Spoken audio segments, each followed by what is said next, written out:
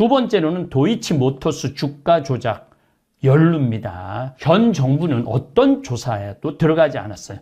그런데 몇십억 도이치모터스 주가 조작에 연루가 돼 있고 거기에 관계된 사람들은 다 감옥에 갔는데 김건희 씨의 압수수색은 0번이었습니다. 검찰에서 한 번도 부르지 않았습니다.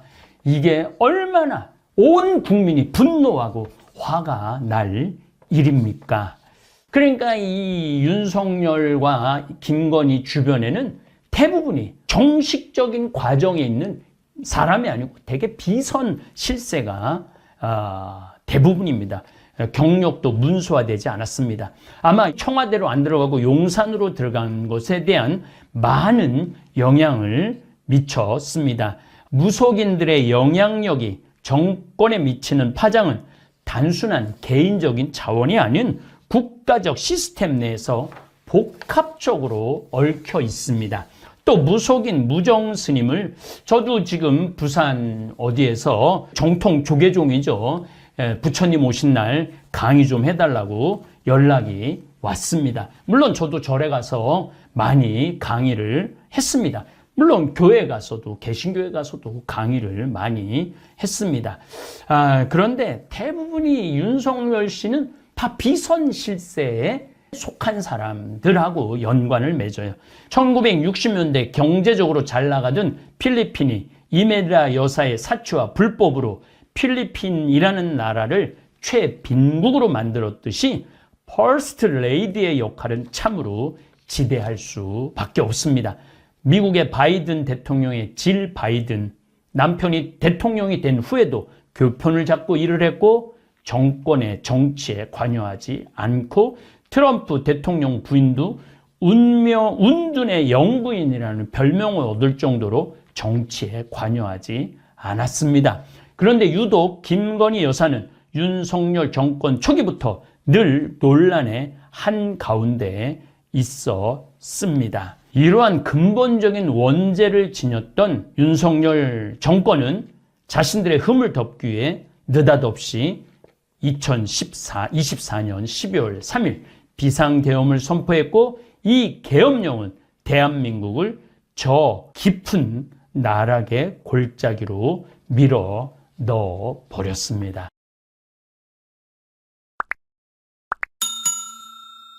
오늘은 비상계엄령 선포와 무속이라는 주제로 강의를 하겠습니다. 비상계엄 선포 한 번으로 나라 질서가 바로잡히고 정리되었으면 얼마나 좋겠습니까? 그런데 지금 비상계엄령 선포 하나로 대한민국 전체를 싸움터로 몰아 넣었습니다. 길거리에서는 촛불과 태극기 부대가 고성을 지르며 서로 비난하고 헐뜯고 공격적으로 나가고 있습니다. 재판받고 구속 기소된 윤석열 씨가 억울하다며 서부지방법원을 난입하고 창문을 깨고 문을 따고 판사를 죽이겠다고 찾아다니는 모습, 이게 바로 비상계엄 선포의 결과입니다. 매일 국회와 헌법재판소에서는 이 나라를 지키고 이끌던 군인, 장군들과 장관들이 거짓말하고 변명으로 이 나라 국민들을 조롱하고 있습니다. 손바닥으로, 이 손바닥 하니까 윤석열 후보자의 왕자 생각이 나네요. 손바닥으로 하늘을 가리듯 어린아이도 알 수 있는 지금 전국 상황이 기억나지 않는다는 허언으로 자신과 국가, 국민들을 우롱하고 있습니다. 그렇게 기억나지 않는다고 변명하는 자신들, 집에 갔을 때, 혼자 머물 때 얼마나 그야말로 좌괴감을 느끼겠습니까? 별을 어깨에 2개, 3개 단 사람들이 장관이라는, 강요라는, 국무위원이라는 그러한 중책을 맞은 사람들이 기억나지 않는다, 생각이 나지 않는다, 헌법 조문을, 그 두꺼운 헌법 조문을 다 외워서 사법고시, 그것도 수석으로 합격한 사람들이 겨우 한 달, 두 달도 안 된 그 긴급하고 긴장되고 시급한 역사적 상황이 기억나지 않는다. 이거는 도저히 저같이 평범한 사람 입장에서는 이해할 수가 없습니다. 대통령과 직접 지시를 받은 장군들과 장관들은 지금 진술에 나와서, 법정에 나와서 의견과 주장이 다릅니다. 심지어 대통령의 지시와 장관들, 장군들의 들은 내용이 달리 진술이 되고 있습니다. 대통령이라는 사람은 말꼬리, 단어 하나하나를 지적하면서 거짓과 변명으로 헌법재판소를 무시하고 자신들의 부하들을 우롱하고 있습니다. 윤석열 씨는 정권 초기부터 자신과 아내의 죄를 덮기 위해 몸부림친 것이 정치의 모든 행위였습니다. 윤석열 대통령이 직접 발표했던 대왕고래 프로젝트, 동해 유전을 개발하겠다는 사업을 정부가 어제 실패라고 시추한 결과 실패라고 인정하고 발표했습니다. 파봤더니 경제성이 없었다는 건데 대왕고래에선 더 이상 어떤 시추도 하지 않을 방침이라고 발표를 합니다. 석유량이 삼성전자 시총 5배라는 작년 6월달 발표에 대해서도 사과를 했습니다. 삼성전자가 지금 시총이 300조입니다. 울릉도 앞바다에서 시추를 하면 1,500조. 그리고 윤석열 씨는 국민들에게 이렇게 말합니다. 산유국의 국민들이 되었다고. 여러분들, 제가 이때 분명하게 이야기를 드렸습니다. 10년 후에 시추를 해도 20% 확률밖에 안 되는 것을 10년 후에 나올 것을 느닷없이 산업통상부 장관 입도 아닌 대통령이 확실하지도 않은 내용을 가지고 발표를 하는 것 자체가 하나의 쇼로 제 눈에 비춰졌습니다. 그리고 이건 성공할 수 없다라고 저는 분명하게 지난 작년 6월 달에 말씀드렸습니다. 저 같은 평범한 사람도 그게 황당한 주장이라는 것을 아는데 대통령이 정말 부끄럽지도 않은 모양인 것 같습니다. 지금 대한민국은 산유국도 아니고 원유 없이도 세계 경제 10위까지 진입했고 2024년에도 원유를 정제해서 만든 휘발유, 경유, 등유, 플라스틱, 아스콘, 여러분들 휘발유에서 또 뭐가 나오겠습니까? 섬유, 아이폰, 골프채, 타이어, 콜라, 레고, 농약, 스타킹, 나프타, 반찬통, 장난감, LED 필름, 컴퓨터, 회로, 기판, 냉장고, 플라스틱, 섬유, 합성, 섬유, 옷, 이불, 가방, 카펫, 화장품, 샴푸, 세제, 심지어는 아스피린, 윤활유까지 나옵니다. 이러한 것들을 원유에서 정제해갖고 전부 다 추출해서 만들어 파는 석유 수출 작년에 우리나라가 세계 2위였습니다. 우리나라는 원유가 없어도 얼마든지 기술 개발을 통해서 석유 제품 수출 세계 2위를 달성을 했습니다. 이런 것에 집중을 해야 되는데 나올지 나오지 않을지도 모르는 이러한 대왕 프로젝트를 느닷없이 발표를 합니다. 불을 보듯 뻔한 사실 발표에 흥분한 주식이 막 뛰었죠. 어리석은 국민들을 볼 때 가슴이 아팠습니다. 보통 1,000억 정도 돈이 들어갔다고 그래요. 물론 예산이 깎이기도 하고, 그리고 최종적으로 그 석유를 시추한다 그래도 10조 이상이 들어간다고 그럽니다. 정말로 이게 한 나라의 지도자가 발표할 일이 아니었죠. 당시 굉장히 지지율이 낮고 야당과의 갈등, 여러 가지 국정 난맥상을 뚫고자 발표했다라는 생각을 그때 했습니다. 앞으로 시국 특강을 통해서 윤석열 정권에 대해서 하나하나 제가 파헤쳐 나갈 것입니다. 우선 윤석열 정권은 대한민국의 미래를 이끌고 나갈 수가 없는 입장입니다. 윤석열 본인도 많은 문제점을 안고 있었지만 그의 아내 역시 거의 매일 대한민국 논란의 장터로 만들어버렸습니다. 유경수 여사를 비롯해서 이순자, 또 이희호 여사, 또 권양숙 여사, 또 문재인 대통령의 부인 김정숙 여사를 봐더라도 이렇게 정권 초기부터 논란의 한가운데 섰던 대통령 부인은 없었습니다. 지금 대한민국은 그 윤석열 대통령과 김건희 퍼스트 레이디 집안 문제 뒤치다거리 하느라고 외적인 변화에 대응할 겨를이 없습니다. 가화만사성이라고 그랬습니다. 집안이 편안해야지 뭐든지 잘 이루어지는 겁니다. 남편은 남편대로, 아내는 아내대로 끝없는 스캔들의 주인공이 되었으니 만사성이 될 수가 없죠. 만 가지 일이 편안하게 이루어질 수 없습니다. 수신제가 치국평천하라고 그랬습니다.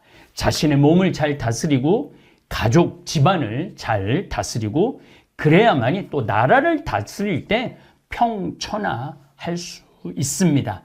두 분은 한쪽은 술로 한쪽은 무속으로 수신하는 게 부족했습니다.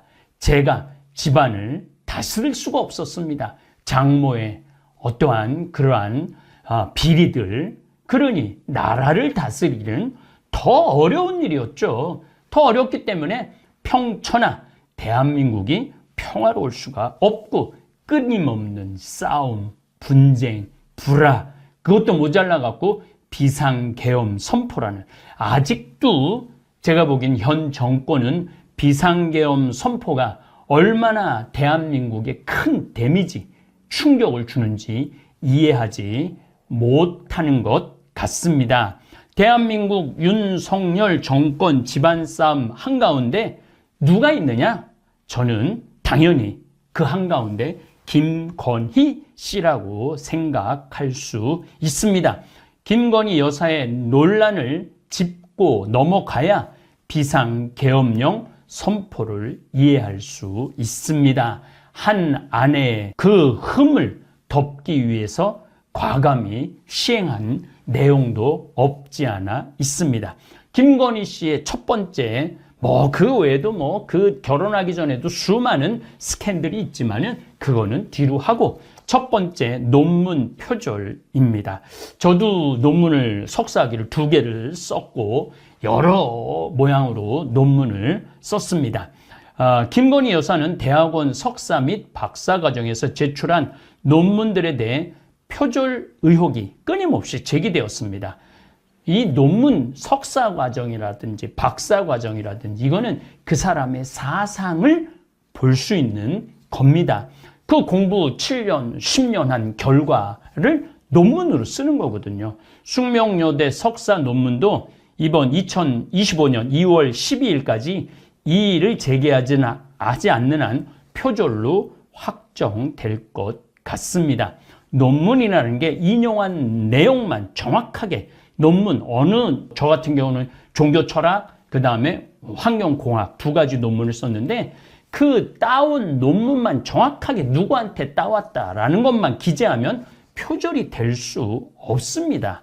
남의 논문 내용이 마치 자기가 쓴 것처럼 할 때 그걸 표절이라고 합니다. 김건희 씨 논문 내용 들여다보면 흥미롭습니다. 아바타를 이용한 운세 콘텐츠 개발 연구. 여기에 박사기의 운세라는 주제로 논문을 썼다라는 게 참 재미나요. 운세. 애니타 개발과 시장 적용을 중심으로라고 얘기하는데 말 그대로 아바타 내 대신 해주는 거죠. 활용한 궁합. 논문의 주제가 궁합이에요. 궁합. 운세. 프로그램 개발 방안과 이론적 배경을 다룬 논문입니다. 그러니까 김건희 씨 머릿속에는 운세, 궁합, 무속 이게 짬뽕이 되어 있는 거예요. 그 머리끝부터 발끝까지 저는 뭐 종교 철학에 대한 공부를 하면서 머리끝부터 발끝까지 그 생각밖에 안 돼요. 저는 무에 대한 니히트, 없음에 대한 형이상, 없음이 밤이 있음으로 해서 낮이 있고 죽음이 있음으로 해서 삶이 있고 그런 내용이에요. 그래서 무의 형이사, 우리가 죽어가는 것, 사라져가는 것이 있기 때문에 살아있는 게 너무너무 소중하다라는 그러한 내용의 논문입니다.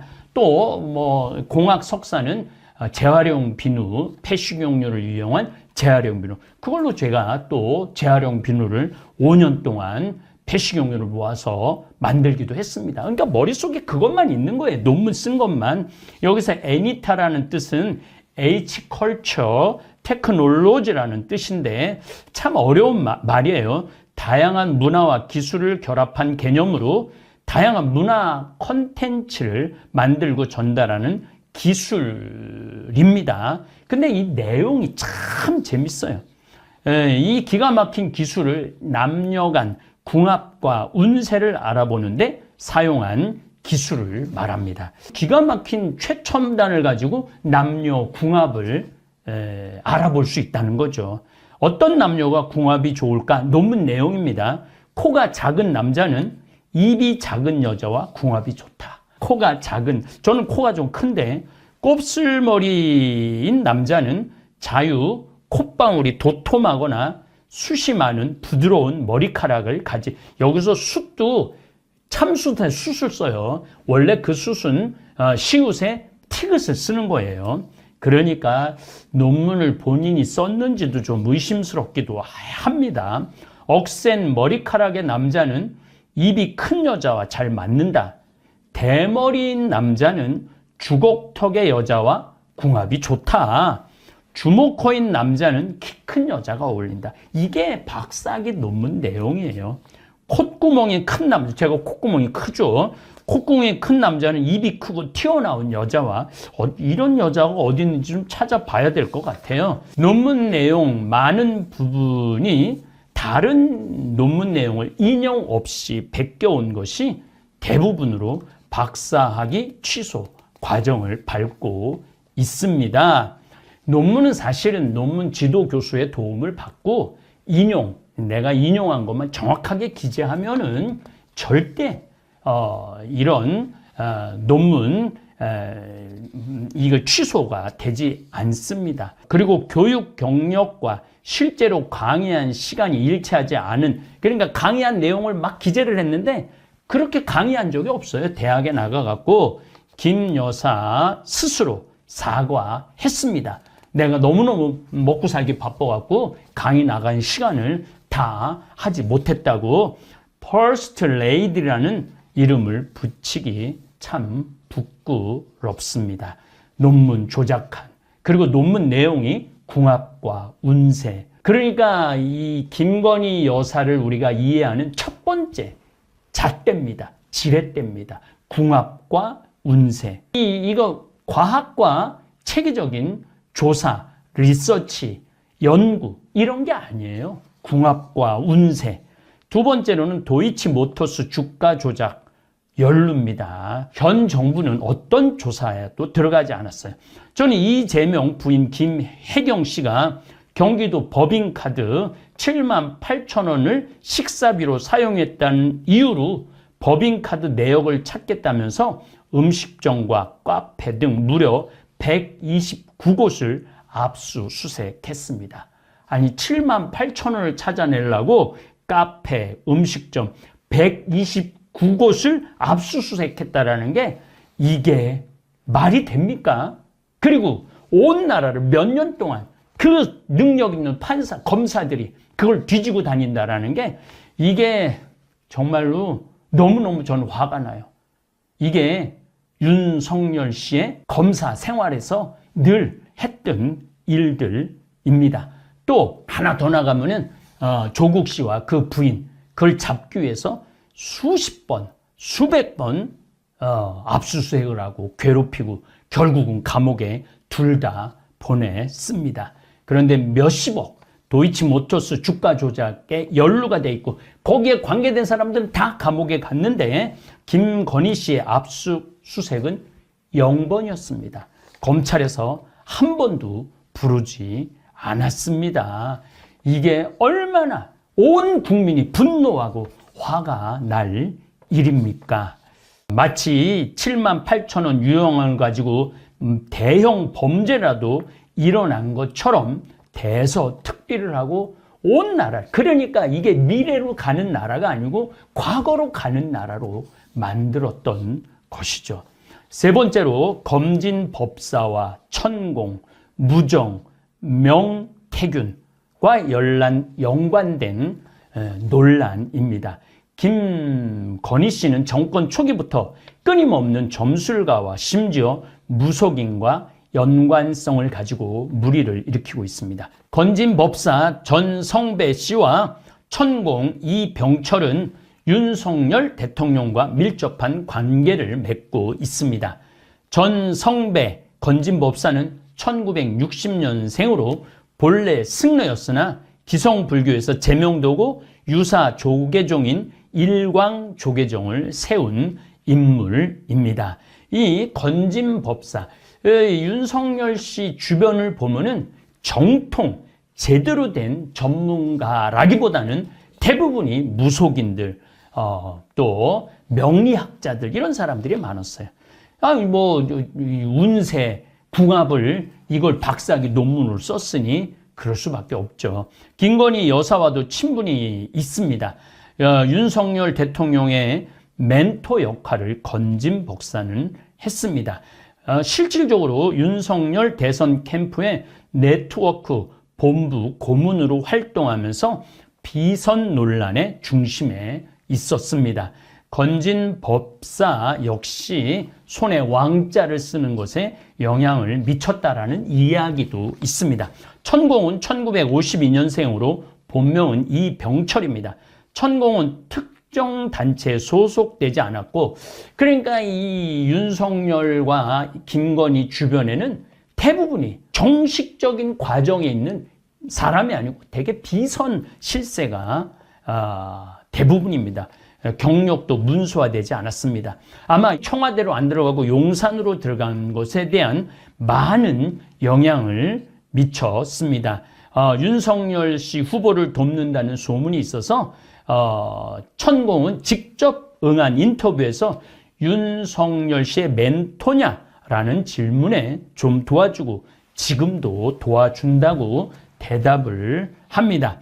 무속인들의 영향력이 정권에 미치는 파장은 단순한 개인적인 자원이 아닌 국가적 시스템 내에서 복합적으로 얽혀 있습니다. 또 무속인 무정 스님을 저도 지금 부산 어디에서 정통 조계종이죠. 부처님 오신 날 강의 좀 해달라고 연락이 왔습니다. 물론 저도 절에 가서 많이 강의를 했습니다. 물론 교회 가서도 개신교회 가서도 강의를 많이 했습니다. 그런데 대부분이 윤석열 씨는 다 비선 실세에 속한 사람들하고 연관을 맺어요. 무속인 무정 스님은 윤 대통령이 20대부터 알고 있었던 사람입니다. 윤 대통령이 무정 스님을 전적으로 믿어서 사법고시 3년만 더 하라는 말을 따랐고, 무정 스님이 너는 검사팔자라는 말도 됐고 검사가 됐고, 이 무정 스님은 김건희 여사를 소개해준 장본인입니다. 또 요즘 국군정보사령관을 역임한 노상원 씨, 비단 아씨라는 무속인을 찾아가 자신의 부하 가운데 누가 충성할 사람인지 배신할 사람인지 알아봐달라. 이게 말이 되는 소리예요. 김용현 전 국방장관 이름과 생년월일을 가지고 와서 이 사람과 무언가 함께 했을 때 잘 되면 내가 다시 나란 일을 할 수 있겠느냐라고 물어보기도 합니다. 사실 이 노상원 씨는 밀려났다가 윤석열 씨가 다시 채용한 케이스죠. 그러니까 정상적인 사람이 옆에 별로 없었고 비정상적인 사람들이 옆에 많았던 것이죠. 또 명태균, 결정적으로 윤석열 정권을 무너뜨린 장본인입니다. 지리산 도사라고 이름이 나 있어요. 그러니까 대부분이 참 이 무속으로 2년 반 동안 비선들이 이 윤석열 씨와 김건희 씨의 정신세계를 지배했던 것이죠. 그러니까 미래를 내다본다든가 국가의 이 큰 시스템을 제대로 운영하기가 쉽지 않았어요. 아주 한술 더 떠서 4급 공무원 무속인 명리학을 하는 사람을 4급 공무원으로 채용을 해갖고 대통령실 옆쪽으로 뒀습니다. 그래서 윤석열, 김건희와 궁합, 역학관계, 대통령 스케줄도 날짜를 잡아줄 정도로 그랬습니다. 4급 공무원이면 부시장급이에요. 그 느닷없는 사람이 명리학하는 사람이 4급. 그 다음에 직원들 사주팔자 봐주고 역학관계, 궁합, 사주, 운세 이런 걸 자주 봐줬다고 합니다.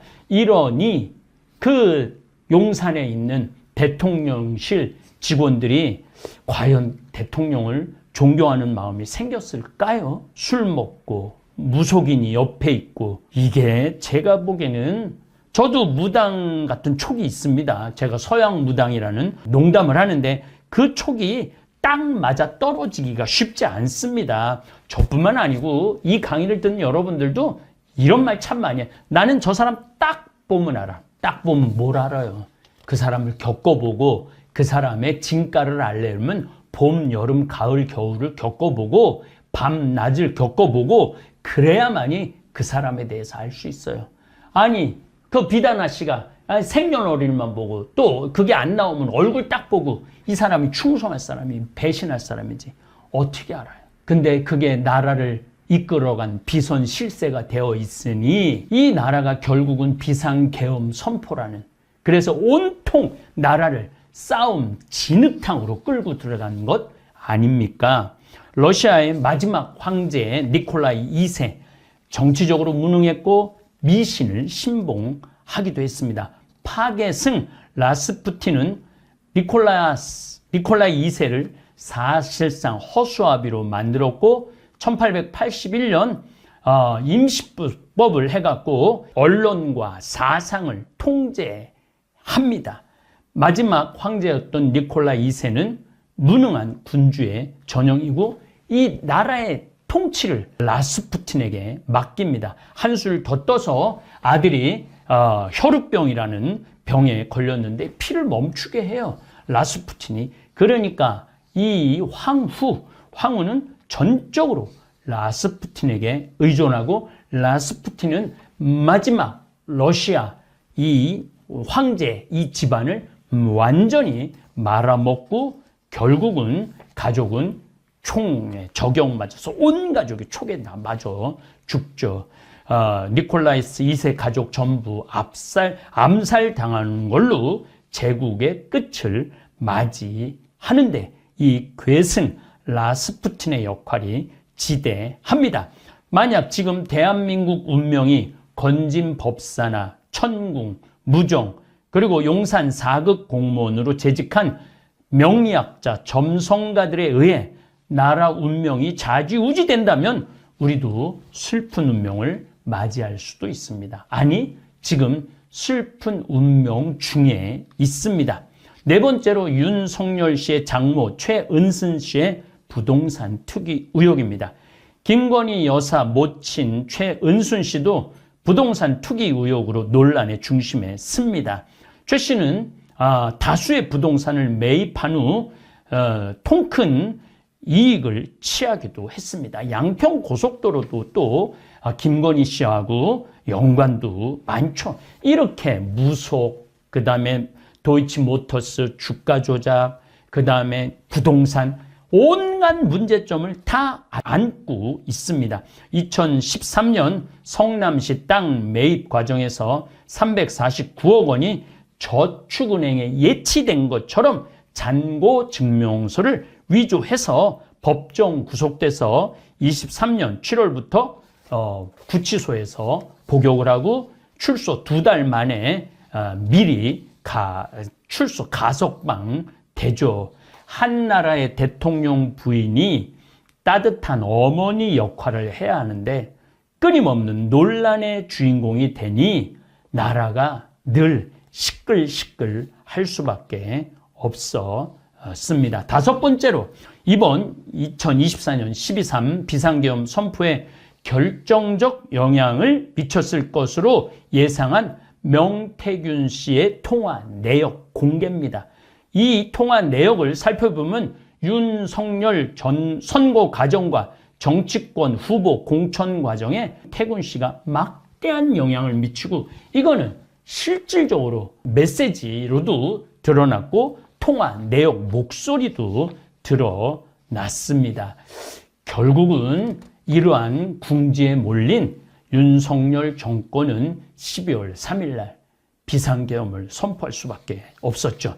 1960년대 경제적으로 잘 나가던 필리핀이 이메라 여사의 사치와 불법으로 필리핀이라는 나라를 최빈국으로 만들었듯이 퍼스트 레이디의 역할은 참으로 지대할 수밖에 없습니다. 미국의 바이든 대통령의 질 바이든, 남편이 대통령이 된 후에도 교편을 잡고 일을 했고 정권의 정치에 관여하지 않고 트럼프 대통령 부인도 운둔의 영부인이라는 별명을 얻을 정도로 정치에 관여하지 않았습니다. 그런데 유독 김건희 여사는 윤석열 정권 초기부터 늘 논란의 한가운데에 있었습니다. 이러한 근본적인 원죄를 지녔던 윤석열 정권은 자신들의 흠을 덮기 위해 느닷없이 2024년 12월 3일 비상계엄을 선포했고 이 계엄령은 대한민국을 저 깊은 나락의 골짜기로 밀어 넣어 버렸습니다. 우리 다볼 교우들 또 제 강의를 듣는 많은 분들 이거 객관적으로 한번 생각해 보아야 할 것입니다. 저도 생태마을을 운영하고 있지만은 생태마을의 직원이 잠비아까지 합치면 100명가량 됩니다. 100명가량 되는 이 직원의 미래를 내가 무당한테 알아보고 명리학자들한테 알아보고 이름 대고 얘가 우리한테 충성하려냐 충성하지 않으려냐 배반하려냐 배반하지 않으려냐 라고 물어본다면 이곳은 제가 보기엔 25년 동안 유지되지 못했습니다. 끝도 없는 신뢰와 저의 노력과 또 끊임없는 전문가들의 조언과 충고, 공부, 끝없는 공부를 통해서 지금까지 이어왔습니다. 이 조그만 생태마을 하나를 운영해도 전문가들의 도움을 받는데 5,200만의 대한민국을 이끌어 가는데 온통 무속인 속에 사로잡혀갖고 이 나라를 끌고 갔으니 이 나라가 깜깜한 어둠으로 갈 수밖에 없었죠.